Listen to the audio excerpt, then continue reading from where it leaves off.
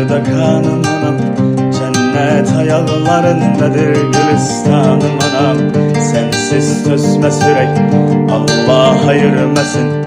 Gederi zulmet ile geçer sensiz anam anam. Şöhretim şanım anam, elim atsanım anam.